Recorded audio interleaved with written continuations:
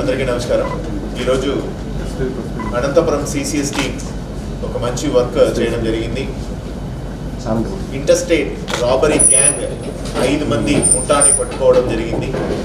వీళ్ళు స్పెసిఫిక్గా ఊరు బయట ఉన్నటువంటి పెట్రోల్ బంక్స్ని టార్గెట్ చేయడం, అదేవిధంగా టైర్స్, లారీ టైర్స్ కానీ ఆర్ వెహికల్ టైర్స్ని ఫోకస్ చేయడం, ఇలాంటి దొంగతనాలు చేసే గ్యాంగ్.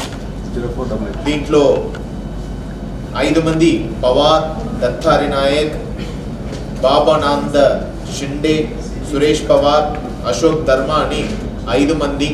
వీళ్ళందరూ కూడా మహారాష్ట్రకు చెందినవారు. వీళ్ళతో పాటు ఇంకా కొంతమంది వీళ్ళతో కలిసి దొంగతనాల్లో అంటే రాబరీలో పాల్పడినట్టు గుర్తించడం జరిగినాయి. వాళ్ళు అబ్స్కాండింగ్లో ఉన్నారు. వాళ్ళని పట్టుకోవడానికి కూడా టీమ్స్ని కన్సర్న్ స్టేట్కి పంపించున్నాము.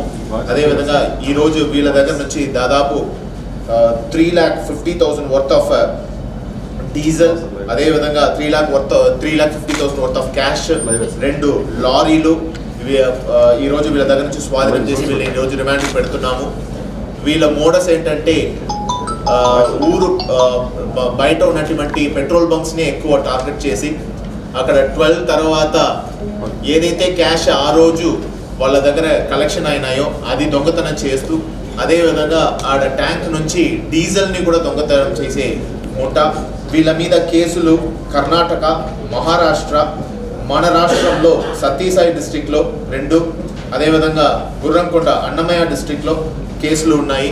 ఈరోజు ఆ కన్సర్న్ ఆఫీసర్స్, కన్సర్న్ డిస్ట్రిక్ట్స్ వాళ్ళకు కూడా ఇంటిమేషన్ చేయడం జరిగింది.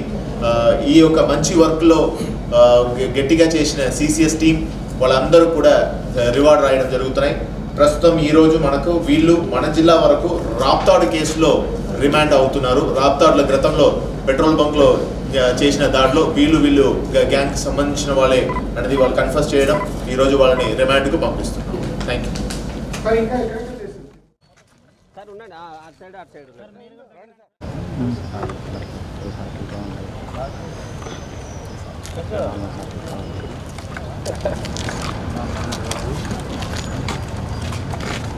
ఓకేనా?